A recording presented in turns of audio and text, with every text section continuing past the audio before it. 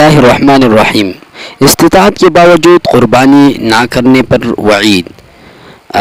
سنن ابن ماجہ میں ایک حدیث ہے، عن ابی ہریرہ رضی اللہ تعالی عنہ ان رسول اللہ صلی اللہ علیہ وسلم قال من كان له سعة ولم يضحي فلا يقربن مصلانا۔ یہ حدیث کی نمبر 3123 ہے۔ یعنی حدیث کا ترجمہ کیا ہے؟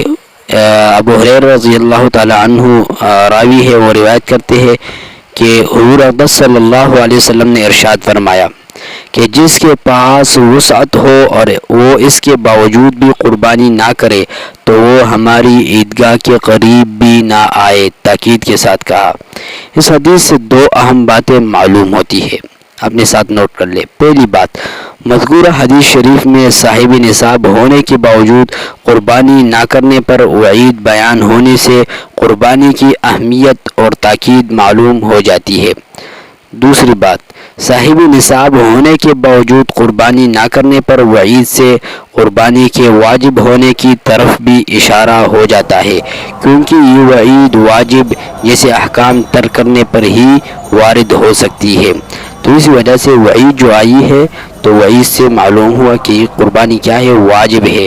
جو شخص صاحب استطاعت والا ہو اور وہ نہ کرے تو وہ اس وعید کے اندر داخل ہے۔ تو اس وجہ سے جس کو اللہ نے مال دیا ہے، صاحب ثروت ہے، تو اس کو چاہیے کہ قربانی کرے۔